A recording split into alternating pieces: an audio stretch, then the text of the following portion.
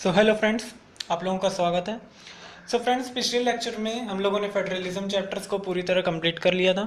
अब मैं इस लेक्चर में डेमोक्रेसी एंड डाइवर्सिटी, हमारे पॉलिटिक्स का नया चैप्टर जो है इसको स्टार्ट करने जा रहा हूँ। ओके फ्रेंड, सो आज के लेक्चर में मैं इस डेमोक्रेसी एंड डाइवर्सिटी को स्टार्ट करता हूँ। So let's start. देखिए, डेमोक्रेसी डेमोक्रेसी को हम लोग हिंदी में कहा जाता है लोकतंत्र।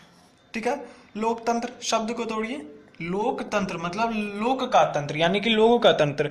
एक डेमोक्रेसी को अगर मैं डिफाइन करूं तो वो होता है system in which government of a country is elected by the people. मतलब एक ऐसा सिस्टम हो, एक ऐसा प्रोसेस हो, एक ऐसा फेनोमेना हो जिसमें लोगों द्वारा, ठीक है, इन लोगों द्वारा एक गवर्नमेंट का मतलब फॉर्मेशन हो। ठीक है, लोगों से गवर्नमेंट का फॉर्मेशन। जब ये लोग अब कैसे होता है, लोगों से गवर्नमेंट का फॉर्मेशन कैसे होता है इलेक्शंस होते हैं, हमारे लीडर्स चुने जाते हैं, ये सारी चीज़ें।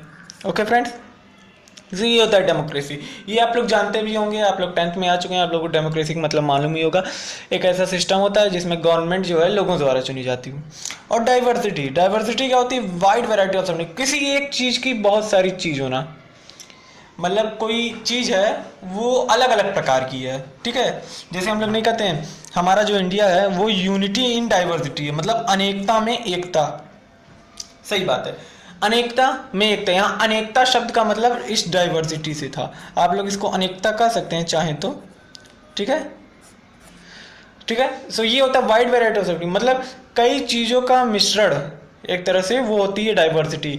या तो अलग अलग तरह के, मान लीजिए अलग अलग तरह के कास्ट के लोग हैं, अलग अलग तरह के जेंडर के लोग हैं, या फिर अलग अलग तरह के रिलीजन्स के लोग हैं, सो वो डाइवर्सिटी कहलाएगा वो। ठीक है, ओके फ्रेंड्स, मैं इस चैप्टर को स्टार्ट करने जाऊँ उससे पहले मैं आप लोग को बता देना चाहता हूँ कि इस चैप्टर में कुछ नाम है जो बहुत ज़्यादा, मतलब इस शुरू में इस लेक्चर में आप लोगों को तो मिलेंगे। टॉम स्मिथ, पीटर नॉर्मन और जॉन कार्लस। मैं बताऊंगा इन तीनों के, अभी केवल आपको नाम का इंट्रोडक्शन बता रहा हूँ। ये तीन लोग हैं जिसमें से टॉम स्मिथ और जॉन कार्लस अफ्रीकन अमेरिकन रहते हैं और पीटर नॉर्मन एक ऑस्ट्रेलियन रहता है। सबसे ज़्यादा इस पूरे चैप्टर में अगर मैं कहूँ आप लोगों से जो चीज़ हम लोगों को मिलने वाली है वो ये है, class, religion, gender, caste, tribe, division, inequality, social difference, ये सारी चीज़ें हम लोग को इस चैप्टर में मिलेंगी। ठीक है, मतलब धर्म, क्योंकि देखिए नाम ही है डेमोक्रेसी एंड डाइवर्सिटी, मतलब लोकतंत्र में किस तरह अनेकता का प्रभाव पड़ता है, अलग अलग लोगों का लोकतंत्र में रहने पे क्या क्या प्रभाव पड़ता है, ये चीज़ें हैं। ठीक है, रिलीजन हो गया, जेंडर हो गए, कास्ट हो गई, ये सारी चीज़ें आप लोगों को पूरे चैप्टर में मिलेंगी। इस लेक्चर में फ्रेंड मैं ये स्टार्ट करूंगा मैक्सिको ओलंपिक का केस, जो कि हमारा फर्स्ट पेज में ही है, इस चैप्टर के शुरू में ही, स्टार्टिंग में है। सो ये बताना जरूरी है क्योंकि इससे आप लोगों को इस पूरे चैप्टर का पूरा सम अप मिल जाएगा कि इस पूरे चैप्टर में कहा क्या गया है। So let's start. देखिए होता क्या है, 16 अक्टूबर 1968 को, ठीक है, 16 अक्टूबर 1968 मैक्सिको सिटी के ओलंपिक स्टेडियम में, ठीक है, मैक्सिको सिटी के ओलंपिक स्टेडियम में, उसे हम लोग मतलब समर ओलंपिक्स उस टाइम उसको कहा गया।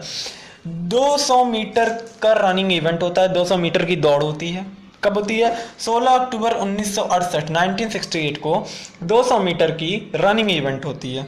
उस रनिंग इवेंट में 3 पार्टिसिपेट पर्सन्स, ठीक है, जो मैंने ऊपर 3 नाम बताए, वो लोग रैंक पाते हैं फर्स्ट, सेकंड, थर्ड। वो तीनों एथलीट रहते हैं, तीनों धावक रहते हैं, तीनों दौड़ने वाले रहते हैं। वो 3 एथलीट में 2 अफ्रीकन अमेरिकन रहते हैं और एक ऑस्ट्रेलियन रहता है। ठीक है, और जो अफ्रीकन अमेरिकन रहते हैं उसमें का जो टॉम स्मिथ रहता है, टॉमी स्मिथ, वो गोल्ड पाता है, और जो दूसरा अफ्रीकन अमेरिकन रहता है जॉन कार्लस, वो ब्रॉन्ज पाता है, और जो बचा एक ऑस्ट्रेलियन, वो पीटर नॉर्मन सिल्वर पाता है। It means Tom Smith stand first, Carlos third and Peter Norman second. Okay, ये तीनों एथलीट। ठीक है, क्या होता है, 16 अक्टूबर 1968 को 200 मीटर की रनिंग इवेंट होती है ओलंपिक स्टेडियम में। ठीक है, जिसमें ये तीन एथलीट्स को प्राइज मिलते हैं, ये तीनों first, second, third rank achieve करते हैं। तो होता क्या है, इसके बाद की घटना मेन इंपॉर्टेंट है, मतलब जब ये लोग प्राइज पाते हैं, प्राइज डिस्ट्रीब्यूशन के दौरान। ठीक है फ्रेंड, जब प्राइज डिस्ट्रीब्यूशन होता है उस टाइम इन लोगों का क्या होता है। देखिए, प्राइज डिस्ट्रीब्यूशन होते वक्त जो 2 यूएस एथलीट रहते हैं उन लोगों को मेडल दिया जाता है, मेडल लेते हैं, वो अपना प्राइज लेते हैं। लेकिन किस कंडीशन में लेते हैं ये देखिए, वो लोग क्या करते हैं, शू लेस रहते हैं, जूते नहीं पहनते हैं, ठीक है, जूते नहीं पहने रहते, बिना जूते के आए रहते हैं, काला मोजा पहन के आते हैं, ब्लैक शॉक्स। ठीक है, जब उन लोगों को ये मेडल दिया जा रहा था, जो हेड था उस टाइम, उसने जब इन लोगों को मेडल दिया तो ये लोग शू लेस थे, बिना जूते के, ब्लैक शॉक्स पहने थे, काला मोजा। ये इसलिए पहनते थे क्योंकि ये अपनी ब्लैक पॉवर्टी को इंट्रोड्यूस करते थे। किसको? Black poverty. अब ये ब्लैक पॉवर्टी क्या होती है? ब्लैक पॉवर्टी मतलब इनकी गरीबी। देखिए, मैंने आप लोग शुरू में बताई, ये लोग अफ्रीकन अमेरिकन थे। अमेरिकन थे ठीक है, लेकिन अफ्रीकन अमेरिकन मतलब अमेरिका में रहने वाले अफ्रीका मूल के लोग, मतलब जिनका जन्म अफ्रीका में हो और रहते अमेरिका में हो, ठीक है, वो होते हैं अफ्रीकन अमेरिकन से ये लोग थे। और हम लोग जानते हैं African are mainly black in colours. ठीक है, काले लोग होते हैं ज़्यादातर, अफ्रीकन जितने भी होते हैं ज़्यादातर, मोस्ट केस, मैं सबको नहीं कर रहा, ज़्यादातर होते हैं। तो ये लोग भी काले थे। और उस टाइम जो ये हो रहा था 1970s एंड 1980s का जो दौर उस टाइम चल रहा था, उस दौर में रेसिस्ट मूवमेंट बहुत तेजी से उभर के आया था। रेसिस्ट मूवमेंट इसलिए, देखिए, उस समय क्या होता था कि जाति भाव का भेदभाव होता था। ठीक है, कास्ट के बेसिस पे, रिलीजन के बेसिस पे, even the most literate person of their own community they divide, okay, they divide the community on the basis of their colour. मतलब वो क्या करते थे, जो पढ़े लिखे समझदार लोग रहते थे उस टाइम पढ़े लिखे समझदार लोग, और जो अनपढ़ रहता था वो तो भाई करता ही था, जो पढ़े लिखे लोग रहते थे वो लोगों को उनके रंग से मतलब अलग करते। भाई जिसका रंग गोरा है वो बड़े लोग हैं, जिनका रंग काला है वो छोटे लोग हैं। ठीक है, ये इन लोगों का काम था, केवल यही करते थे। इन लोग कहते थे जिनका रंग गोरा है वो बड़े लोग थे और जिनका रंग काला है वो छोटे लोग थे। ये उस टाइम ऑस्ट्रेलिया, अमेरिका, अफ्रीका, इन सब में ज़्यादा प्रभाव था, क्योंकि उस टाइम अफ्रीका में इसको स्टार्ट किया था, जो ये रंग भाव हो रहा था इसको ख़त्म करने के लिए मार्टिन लूथर किंग जूनियर जो थे, उन्होंने इसको सबसे पहले स्टार्ट किया था। मार्टिन लूथर किंग जूनियर, ठीक है, उन्होंने सबसे पहले स्टार्ट किया था इसको ख़त्म करने के लिए, क्योंकि उस टाइम ये बहुत ही प्रभावी दौर था। लोग हर जितने भी काले लोग रहते थे उनसे डिस्क्रिमिनेशन करते थे। ठीक है, डिस्क्रिमिनेट करते थे उनको हर एक even in their and every aspect of life, her basis पे, हर चीज़ पे उन लोगों को डिस्क्रिमिनेट किया जाता। तो हम लोग आते हैं अपने केस पे। तो 2 यूएस एथलीट रहते हैं, उनको मेडल मिलता है, मेडल लेते हैं, क्या करते हैं, बिना जूते के आते हैं और जब पहने रहते हैं तो काला मोजा पहने रहते हैं। ठीक है, इससे वो बताना चाहते हैं कि अपनी ब्लैक पॉवर्टी, मतलब वो काले हैं और वो अपनी गरीबी को दिखा रहे हैं। ये तो पूरा समाज जानता था, पूरे स्टेडियम के लोग जानते थे कि हाँ ये लोग काले हैं, ये लोग ब्लैकिश हैं, ये लोग अफ्रीकन अमेरिकन हैं और ये लोग गरीब हैं, क्योंकि उस टाइम मेनली जो अफ्रीकन अमेरिकन रहते वो गरीब रहते ही थे, क्योंकि उनका अगर कुछ रहता भी था तो डिस्क्रिमिनेट करके लोग उनसे ले लेते थे, ये समझ लीजिए आप। ठीक है, ब्लैक पॉवर्टी, अपनी गरीबी को ये लोग दिखाते थे। और क्या हुआ था, जो स्मिथ थे उन्होंने ब्लैक स्कार्फ पहना था, जिससे वो ब्लैक प्राइड दिखाना चाहते थे। ब्लैक स्कार्फ का उस टाइम, ब्लैक स्कार्फ मतलब काले रंग का समझ लीजिए मफलर पहना था उन्होंने। ठीक है, ब्लैक स्कार्फ, काले रंग का मफलर, और जिससे वो अपनी ब्लैक प्राइड दिखाना। ब्लैक प्राइड का मतलब एक मूवमेंट था जो उस टाइम चला था, वो भी इसी रेसिज्म के बेसिस पे था, कलर के बेसिस पे था। ठीक है, ये जो, और कार्लेस ने ट्रैक सूट टॉप अनजिप्ड पहनी थी। ठीक है, एक सूट पहना था उन्होंने टॉप कर का, जो कि अनजिप्ड थी, जिससे वो सॉलिडेरिटी को रिप्रेजेंट करते हैं। सॉलिडेरिटी क्या होती है, आप लोगों के लिए मैंने लिख दिया, वर्गों का समर्थन। मतलब जब अलग अलग कम्युनिटी के लोग किसी एक को सपोर्ट, वो क्या बताना चाहते थे कि उन्होंने जब ट्रैक सूट पहना था तो वो बताना चाहते थे कि हमारी कम्युनिटी के लोग हमको सपोर्ट कर रहे हैं। ये जो ये मूवमेंट कर रहे हैं, जो यहाँ पे हम लोग बिना शूलेस आ गए हैं, ब्लैक शॉक्स पहन के आए, ब्लैक स्कार्फ पहने हैं, अनजिप्ड ट्रैक सूट पहने हैं, सो वो बताना चाहते थे कि हम लोग जो है ये सारी चीज़ें, हमारे कम्युनिटी के लोग हमको सपोर्ट कर रहे हैं, और इससे जो है कि इनका जो ये सूट जो पहने थे ये सॉलिडेरिटी रिप्रेजेंट करता था। और मेन कॉमन था कि इवन द पीटर नॉर्मन, जो कि ऑस्ट्रेलियन था, ये पीटर नॉर्मन ये तो ऑस्ट्रेलियन था, लेकिन तब भी इसने OPHR बैजेस, तीनों ने बैजेस पहने थे, ब्लैक कलर के बैजेस थे, जिससे ब्लैक कलर के बैजेस क्या शो करते थे, ब्लैक कलर के बैजेस उनकी पावर को शो करते थे कि भाई हम ब्लैकिश है तो क्या हुआ, लेकिन हमारे पास पावर है, हमारी भी कोई इज्जत है, हमारी भी कोई एक प्राइड है, हमारा भी एक सम्मान है। ठीक है, जो कि वो उस टाइम गेन करना चाहते कि हमको फिर से हमारा सम्मान वापस मिले। ठीक है, तीनों OPHR badges. Even Peter Norman, who belongs to the Australian community, belongs to the whitish community, he also supported this movement. Okay, अब OPHR क्या होता है फ्रेंड्स? OPHR का मीनिंग होता है, इसका फुल फॉर्म होता है Olympic project for human rights. ये मतलब एक Olympic project for human rights, ये एक OPHR है, एक कम्युनिटी है जिसका इन्होंने बैच पहन रखा था। अच्छा ठीक है। और उसके बाद जब OPHR बैचेस पहने थे तो इन्होंने जब वो मेडल लिया तो उसमें बोर्ड हेड मतलब अपने सिर को झुका के वो मेडल लिया। क्या किया उन्होंने?